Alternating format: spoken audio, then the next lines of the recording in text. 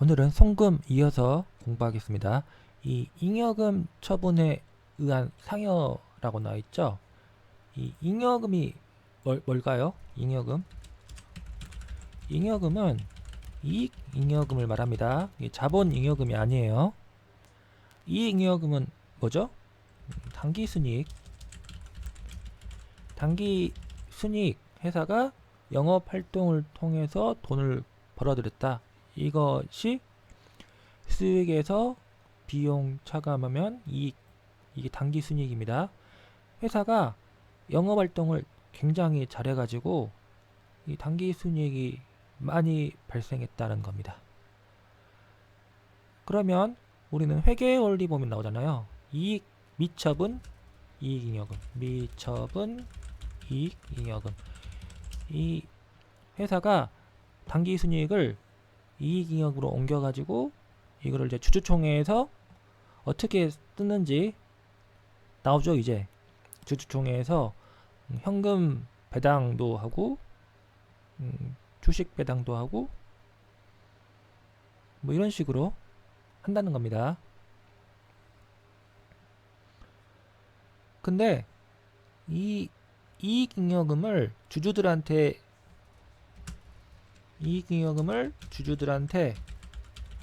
배당하잖아요. 배당.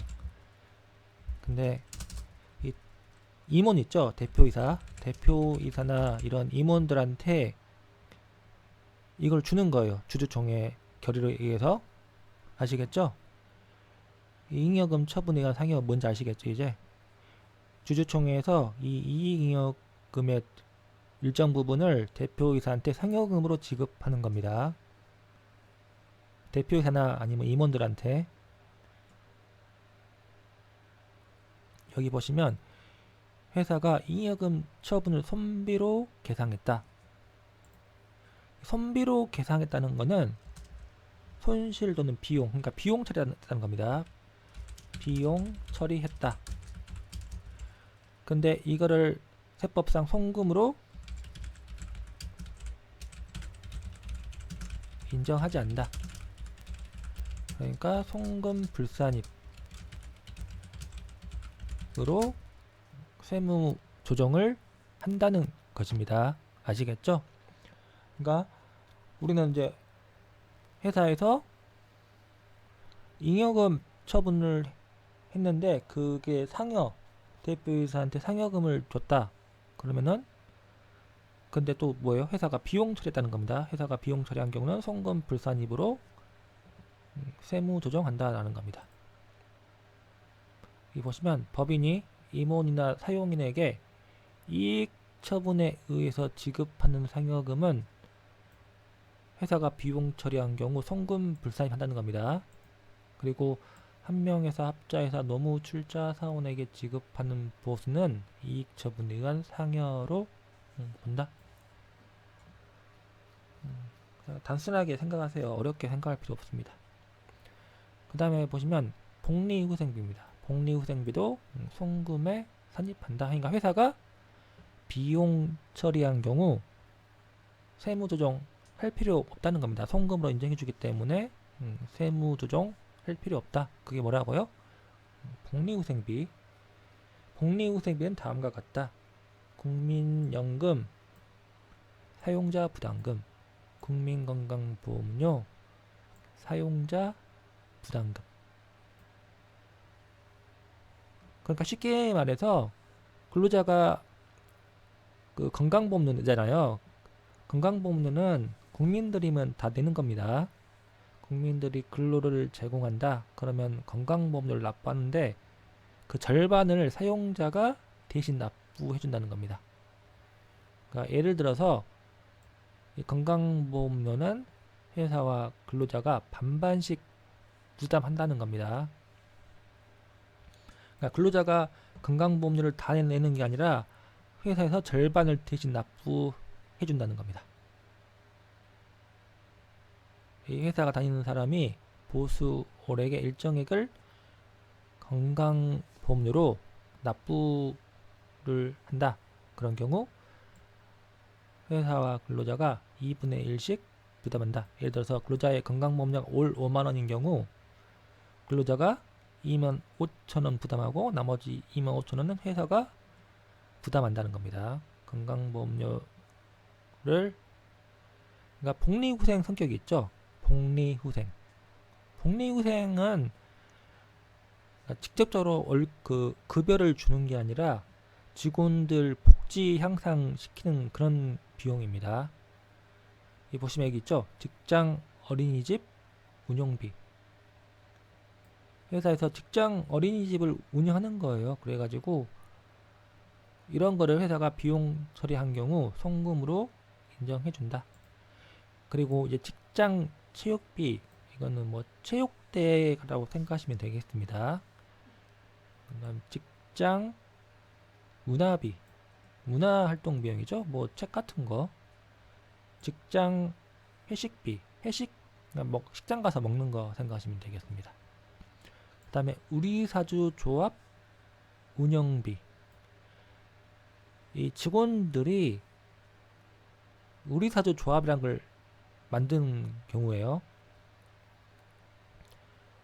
직원들이 그 회사 주식을 보유하는 게 이 우리사주 조합입니다. 우리사주 조합을 통해서 직원들이 회사의 주식을 보유한다. 그러면 회사 주가가 오르면 직원들도 이익을 보기 때문에 이 우리사주 조합을 운영비는 송금으로 인정해준다는 겁니다. 복리후생적 성격이 있다. 그렇기 때문에 송금으로 인정을 해준다라는 겁니다. 이거는 이 근로소득하고 연관된 겁니다. 이거는 그냥 한번 딱 보면 이해가 안 될 수가 있으니까 한번 볼게요. 회사가 건강보험료를 절반을 부담한다고 했잖아요. 근데 회사가 이 직원 부담금도 전부 자기들이 부담해주는 경우가 있어요. 4대 보험을 자기들이 전부 부담해주는 경우, 이때는 그 직원이 부담할 거를 회사가 부담한 그 부분 있죠. 그거는 인건비로 처리한다. 그리고 송금으로 인정한다는 겁니다. 사용자 부담분 있죠. 이거는 여기 있죠. 이 국민건강보험료 사용자 부담분, 국민연금보험료 사용자 부담분, 이거는 복리후생비 성격이라고 배웠잖아요. 그렇기 때문에 송금으로 인정한다. 이렇게 생각하시면 되겠습니다. 이거는 시험이 어렵게 나오면은 나와요. 어떻게 나오냐면은 어차피 송금이잖아요. 송금이기 때문에 법인세에는 안 나오고 소득세 있죠. 소득세에서 근로소득 해가지고 나옵니다. 그렇기 때문에 소득세 파트에서 공부를 좀 더 하시면 되겠습니다. 넘어가면 같은 내용입니다. 그 다음에 여비와 교육, 훈련비. 이 여비는 여행비입니다. 여행비. 회사가 출장 가잖아요. 그 직원들. 그럴 때 그 출장비도 송금으로 인정해준다. 그리고 교육, 훈련비는 회사 업무와 관련해가지고 배워야 되겠죠. 이 직원들이 딱 대학교에서 나온 거 그것만 딱 공부하고 끝나는 게 아니에요. 세법만 해도 계속 업데이트 하잖아요. 맨날 세법이 개정되고 그렇기 때문에 업데이트가 된다는 겁니다. 그렇기 때문에 교육 받는다는 거예요. 그러면 그 관련된 비용도 회사가 비용 처리한 경우 송금으로 인정해 준다는 겁니다. 다만 이게 예외가 있죠. 송금에 산입하지 않는 그 예외 규정이 있습니다.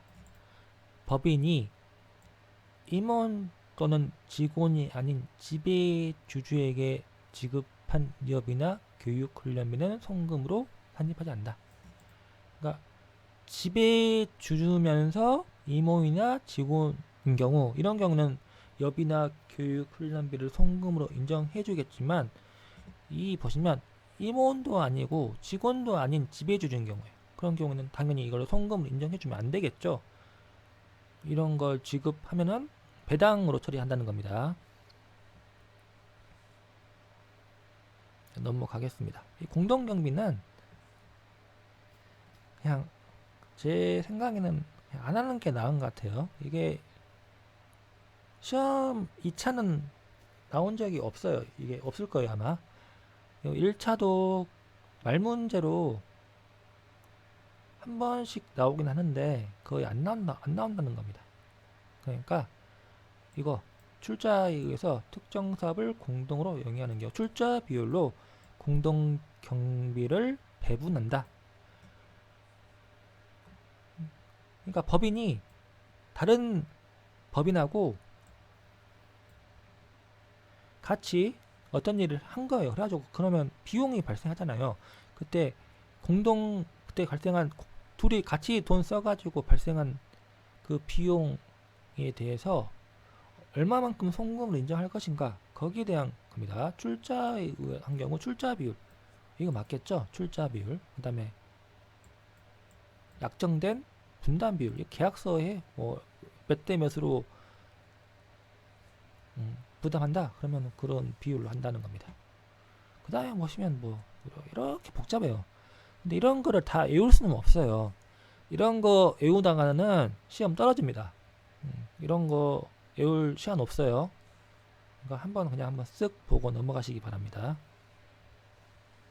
이 말문제로 한번 나오긴 했어요. 여기 보시면 이 말문제로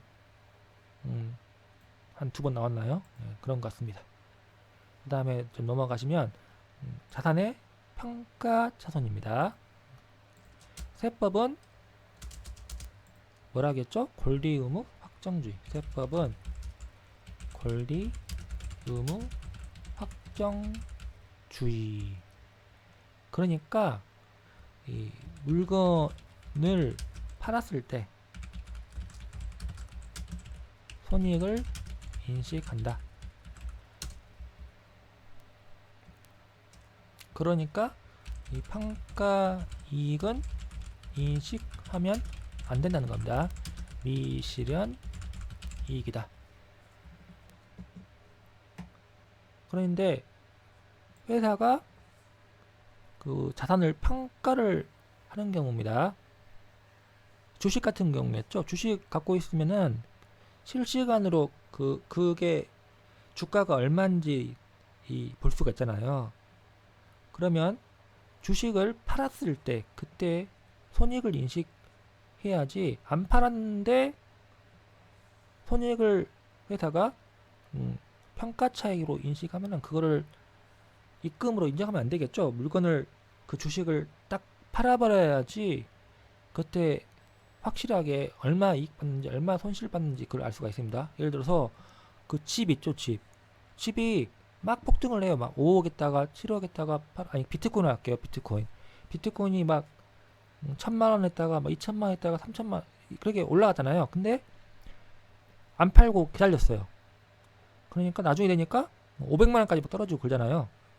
그러면 실제적으로 자기가 이익 본 거는 없는 거예요. 500만원 사갔는데 나중에 팔려고 보니까 3000만원까지 갔다가 다시 500만원으로 돌아왔다. 비트코인이 예를 들어서.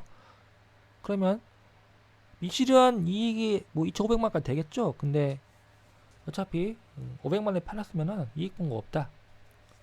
그러니까 미실현 이익은 입금으로 인식하지 않고 미실현 손실도 송금으로 보면 안 되겠죠.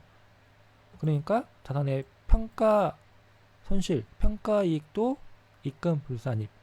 평가 손실은 회사가 비용 처리한 경우 송금 불산입으로 세무 조정을 한다라는 겁니다. 다만 예외 규정이 있다는 겁니다. 다음의 경우에는 자산의 평가 손실을 송금으로 본다. 이거를 송금으로 본다는 거는 안 팔았지만 주식을 안 팔았지만 엄청나게 이미 회복 불능 상태의 손실이 발생한 경우라는 겁니다.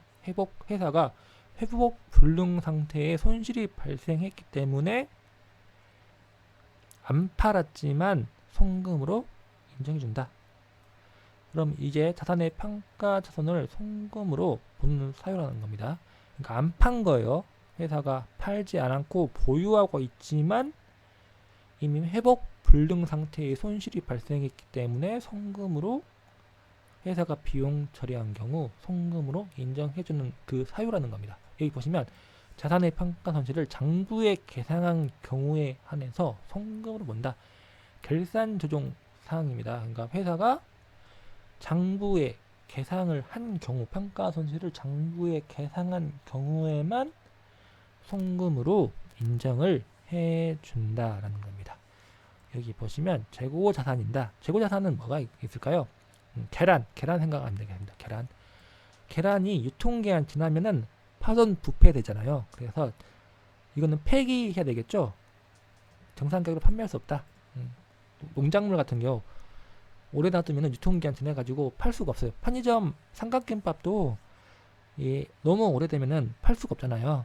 이거 버려야 되잖아요. 그런 경우 이거 재고자산 평가 손실 아시겠죠? 근데 중요한 거는 회사가 장부에 재고자산 평가 손실을 장부에 계상한 경우에 한해서만 송금으로 인정을 해준다는 겁니다.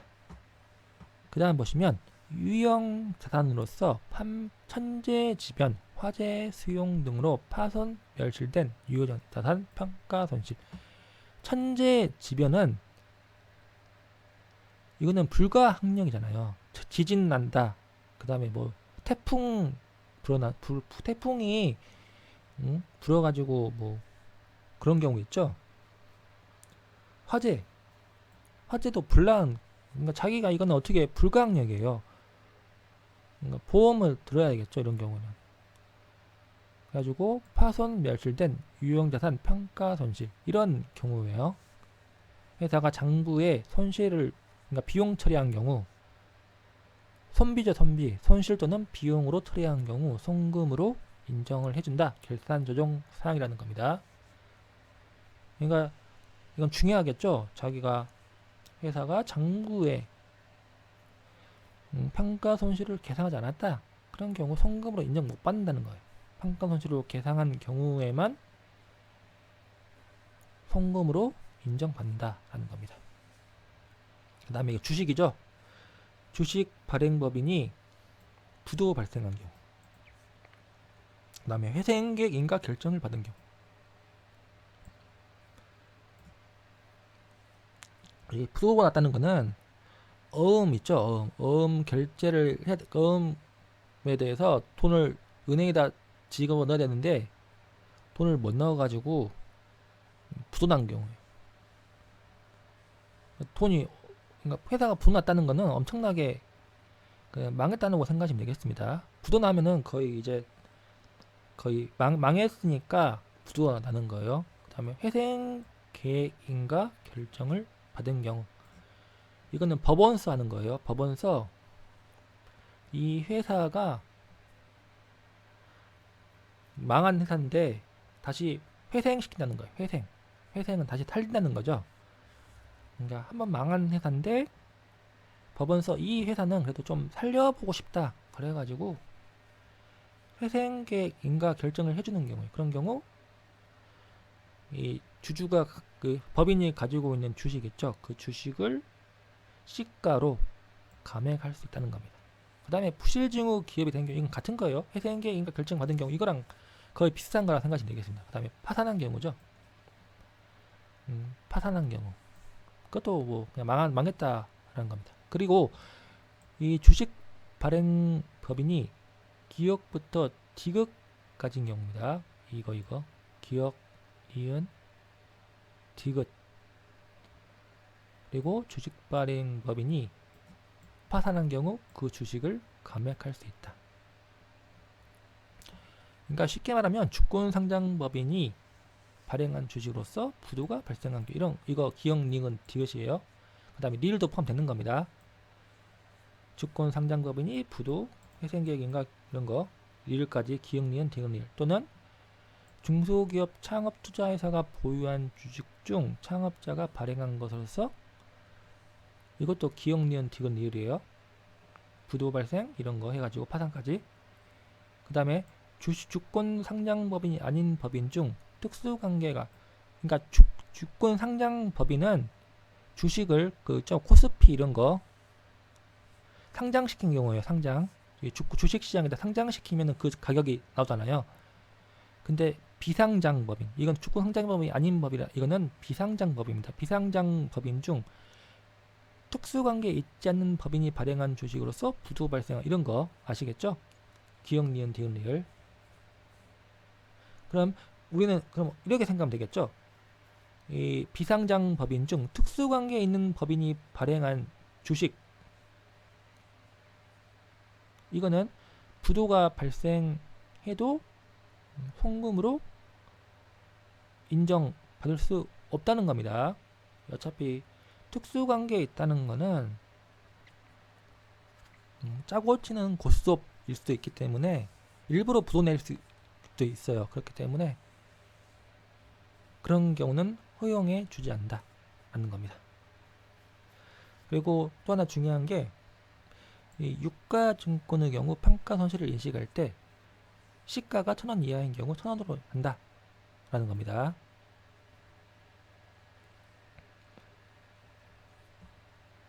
여기 보시면 상장 주식과 비상장 주식에 상관없이 파산하는 경우 주식 평가 손실을 인정한다. 그러니까 파산은 났다. 그러면 무조건 주식 평가 손실을 인정한다. 근데 부도가 발생했다. 그런 경우 이 특수관계가, 이 비상장법인 같은 경우는 특수관계가 없는 경우에만 송금으로 인정받고, 특수관계가 있다 그러면 송금으로 인정 못 받는다는 겁니다. 아시겠죠? 이게 약간 좀 복잡한 겁니다. 그리고 주식 같은 경우는 시가로 평가한 가격이 1,000원 이하인 경우에는 1,000원으로 한다. 이거는 비망 계정이죠. 이렇게 비망 계정을 남겨놔야지 나중에 안 잊어먹고 가지고 있다는 겁니다. 이렇게 비망 계정으로 1,000원으로 남겨놔야지 나중에 이 다시 부도난 그 법인이 다시 또 잘 나갈 수도 있는 거고, 그렇기 때문에 이 1,000원은 남겨두는 겁니다. 그래 나중에 그렇게 해야지 나중에 안 까먹고 다시 또 평가이익 처분이익 날 수도 있고, 그렇기 때문에 비망 계정을 남겨둔다 하는 겁니다. 그러면 이 보시면 재고자산이 이런 경우 처분 가능한 시가, 그 다음에 주식 같은 경우는 시가와 1,000원 중 큰 금액으로 평가한다. 이 1,000원은 비망 계정이라는 겁니다. 이 자산평가 차선 송금 산입 방법 보시면 감액 사유가 발생한 사업연도에 시가로 감액한다. 그러니까 감액 사유가 발생한 사업연도예요.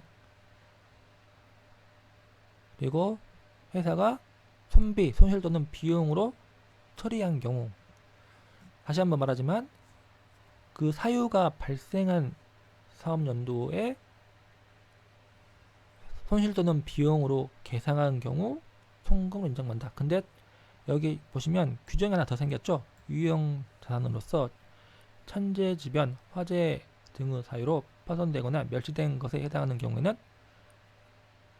파손되거나 멸실이 확정된 사업연도에도 송금 산입할 수 있다. 천재지변 사유가 발생했을 때 그 손실이 얼마인지 모를 수가 있잖아요. 그렇기 때문에 이 확정된 사업연도에도 송금 산입할 수 있다라고 개정이 된 겁니다. 이 보시면 감액소해가 발생한 사업연도에 평가 손실을 회사가 비용 처리하지 않은 경우에는, 그러니까 손실 또는 비용으로 계산하지 않은 경우에는 자산을 처분하거나 폐기하는 사업연도에 송금에 산입하여야 한다는 겁니다. 결산 조정 사항이라는 게 굉장히 중요하다는 겁니다. 그 다음 보시면 기타의 송금 항목 해가지고 제세 공과금, 이건 업무 관련 비용입니다. 그 다음에 영업자 단체인 협회 조합에 대한 회비, 그러니까 쉽게 말하면은 그 영업자가 조직한 단체로서 법인이다, 뭐 상공회의소 이런 것들, 주무관청에 등록된 조합이나 협회, 그러니까 주무관청은 그런 거예요.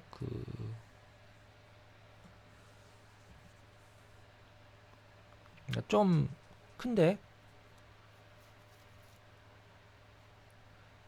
재정 경제부 이런 데 있죠. 그런 그런 곳에 등록된 조합이나 협회에 지급한 회비는 송금을 한다. 이게 일반 회비입니다. 일반 회비, 특별 회비 아니에요. 이 특별 회비는 따로 단서가 있어요. 단서로 특별 회비는 비정기적으로 해가지고 단서 규정이 법전에 나와 있습니다. 다시 한번 말하지만 영업자가 조직한 단체, 이거는 상공회의소 같은 거,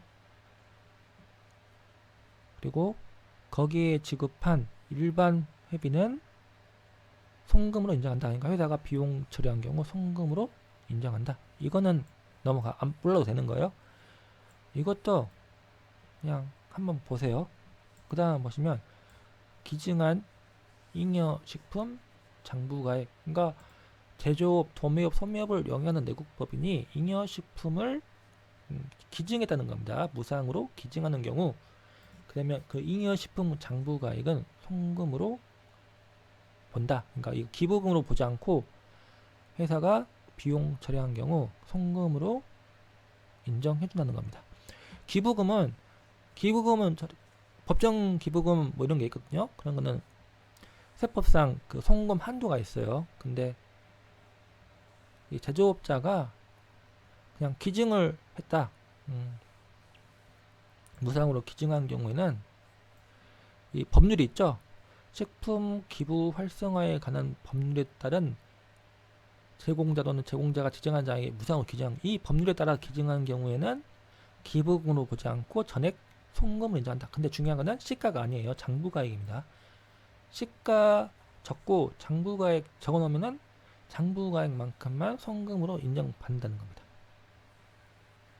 일단 보시면 업무와 관련된 해외 시설비와 훈련비, 당연히 이건 송금으로 인정해야겠죠. 그 다음에 맞춤형 교육을 위한 지출, 이거는 그냥 한번 보시기 바랍니다. 그 다음에 이거 중요하죠. 우리사주 조합에 출연하는 자사주의 장부가액과 금품. 이 우리사주 조합은 회사 그 직원들죠, 임직원들이 주식을 소유하는 거예요. 우리사주 조합을 통해서 주식을 소유한다. 그러니까 회사가 유상증자할 때 우리사주 조합에 먼저 배정을 하면은 직원들이 돈 내 가지고 주식을 취득하는 거예요. 근데 이 직원들만 돈 내는 게 아니라 회사가 이제 우리사주 조합에 출연을 해가지고 자사주를 출연하는 거예요. 그러면 그거 송금으로 본다는 겁니다. 아시겠죠? 이거 복잡하게 생각할 필요 없습니다. 그러니까 우리사주 조합이라는 게 있다. 회사 그 직원들이 만든다라고 할 수도 있고, 사장님이 우리사주 조합 만들어가지고 직원들한테 돈 내라고 할 수도 있는 거예요. 어쨌든 우리사주 조합 만들어가지고 주식을 보유하면은 나중에 그 주가가 오르면 그 직원들은 그만큼 이익을 볼 수 있다는 겁니다. 그러니까 직원들이 열심히 일을 하겠죠. 자기 주인의식을 갖고, 회사의 주인의식을 갖고 열심히 일한다. 열심히 일하면 그만큼 주가가 올라가지고 직원들이 이익을 볼 수 있다는 겁니다. 그러니까 그 스탁 옵션이 있죠. 그거랑 다른 거예요. 그거랑은 주식 매수 선택권 스탁 옵션은 그거랑 다르다라는 겁니다. 그 다음에 미술품 취득가액, 여기 보시면 환경 미화 목적으로 사무실 복도 또는 여러 사람이 볼 수 있는 공간 항상 저지하는 미술품 취득가액. 그 큰 건물 보시면 앞에 뭐 조각상 같은 게 있잖아요. 그리고 뭐 그림 같은 것도 있습니다. 그러니까 이거는 1000만원입니다. 거래 단위별로 1000만원 이하인 경우 송금으로 한다. 이게 비싸요. 조각상 같은 것도 비싸고 그림도 비쌉니다. 그림이 그게 비싸요. 그림 하나 그리려면은 돈 많이 듭니다. 그렇기 때문에 1000만원까지는 송금으로 인정해준다. 이거 외워야 됩니다. 거래 단위별로, 그러니까 건당이죠. 건당 1000만원 이하인 경우는 송금을 인정한다. 그 다음 보시면 광고 선전 목적으로 기증한 물품의 구입 비용. 광고 선전 목적이라는 건 뭐예요? 광고한다. 그러니까 쉽게 말하면 길거리에서 뭐 전단지 나눠주고 그런 거 생각하시면 되겠습니다. 아니면은 은행 가면 달력 주잖아요. 달력 그런 거. 광고 선전 목적으로 기증한 물품의 구입 비용, 달력 관련해서 구입 비용은 송금 인정한다. 근데 이 특정인 있죠. 특정인한테 기증한 물품은 연간 3만원 이내의 금액에 한정한다. 그러니까 특정이라는 거는 거래처 있죠. 거래처.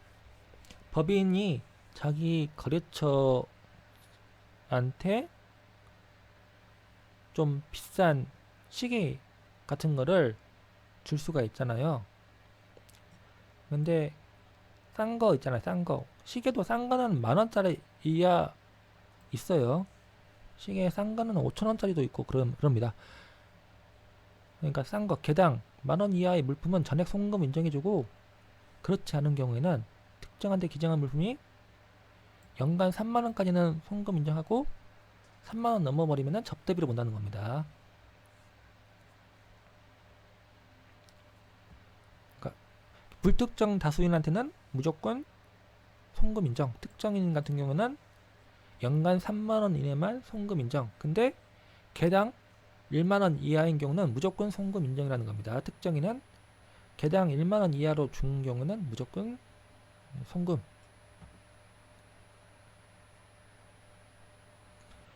그 다음 보시면 임직원이 주식 매수 선택권 상여금으로서 뭐 이런 게 있다. 이거는 금융지주회사 또는 해외 모법인으로부터 지급받은 주식 매수 선택권이라는 겁니다. 이거는 별로 중요하지 않고 중요한 건 이겁니다. 주식 매수 선택권을 부여받은 경우, 주식 매수 선택권이 스탁옵션이잖아요. 회사가 돈이 없고 벤처기업이라고 생각하시면 되겠습니다.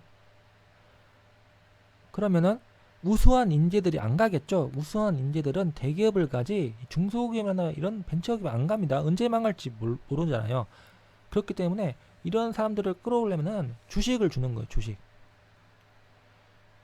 주식을 준다는 거, 아니면 또 주식을 행사권을 준다는 겁니다. 이 주식 매수 선택권을 부여받는 경우 이 중금액의 법 나오잖아요. 주식 매수 선택권 스탁 옵션을 받아가지고 얼마에, 예를 들어서 2,000원에 주식을 살 수 있는 권리다. 근데 그 회사 주식이 4,000원이 됐다. 그러면 그 사람이 2,000원만큼 이익을 본다는 거죠. 자신은 2,000원에 주식을 할 수 있는데 주가가 4,000원이 됐기 때문에 2,000원만큼 이익을 본다. 그러니까 주식의 매수가액과 시가의 차액. 이 경우 이 금액을 임직원이 주식 매수 선택권 행사한 경우 주식의 매수가액과 시가 차액만큼 송금으로 회사는 송금으로 인정받을 수 있다는 거예요. 여기 예시 보면 금방 할 수 있습니다. 여기 보시면 임직원한테 5,000개의 주식 매수 선택권을 부여했다. 근데 행사 가격이 3,000원이고 2년 이상 근무하는 조건이라는 겁니다. 행사가 3,000원이다. 그러면 이 주가가 올라오면 좋겠죠. 근데 2019년 12월 31일 주식 매수 선택권이 5,000개가 전부 행사가 됐네요. 2년 근무했죠. 2017, 2018. 그러니까 3년째 되는 날 주식 매수 선택권이 행사가 됐다는 겁니다. 근데 주식 시가가 4,000원이다. 그러면 임직원은 얼마 이익 본 거죠? 1,000원, 3,000원에서 4,000원은 1,000원이죠. 그 차이 1,000원에다 5,000원 곱한 금액만큼. 그만큼 500만원만큼 이익을 봤다는 겁니다. 그러면 법인은 이 500만원만큼을 여기 보시면 송금으로 인정받을 수 있다는 거예요. 주식 매수가액과 시가의 차익만큼을 송금으로 인정받을 수 있다. 그러니까 여기 보시면 이 500만원만큼 송금 인정받는다니까 송금 산입 주식 매수 주식 보상 비용 500만원 기타, 이렇게 세무 조정한다는 겁니다. 그러니까 쉽게 생각해서 주식 매수 가액과 약정상 매수 가액과 실제 주식의 시가와 실제 그 행사가액 차액에 행사된 주식 매수 선택권 곱한 금액, 그것만큼만 송금으로 인정받기 때문에 송금 산입하면 된다. 복잡하게 생각할 필요 없습니다. 이거를 뭐 이거 있죠, 회계 처리. 이런 거는 어차피 중급회계 보면 배우니까 쉽게 생각돼요. 쉽게. 주식의 시가와 행사가액 차액에다가 행사한 주식물 선택권을 곱한 금액만큼 송금 산입하면 된다. 그리고 기타 처리한다는 겁니다. 이렇게 하면 된다는 겁니다. 이거 보시면 뭐 결산 시점 해가지고 그때는 주식 매수 선택권을 행사하지 않았기 때문에 현금 결제인 경우죠. 그런 경우는 회사가 비용 처리한 경우 송금 불산입 장기 미지급 비용 이거는 중급회계를 봐야지 이해가 되는 겁니다. 중급회계 보시면 주식 내 선택권 회계 처리하는 게 나오거든요. 그거를 이해를 하셔야지 된다는 겁니다. 이게 어려운 거 아니에요. 어려운 거 아니니까 넘어가겠습니다. 그리고 보시면 이게 있죠. 당해법인 발행 주식 총수의 10% 범위에서 부여하거나 지급한 경우만 해당한다. 그러니까 10% 범위 이내입니다. 그 다음 보시면 중소기업 이 법에 따라 인력지원 특별법에 따른 중소기업이 부담하는 기여금, 중견기업이 부담하는 기여금 이런 게 있다. 이거는 그냥 한번 참고로 보세요. 그 다음에 이것도 그냥 참고로 한번 보시기 바랍니다. 이 말문제 있죠? 말문제 이것도 한번 참고로 보시기 바랍니다. 여기까지 하겠습니다.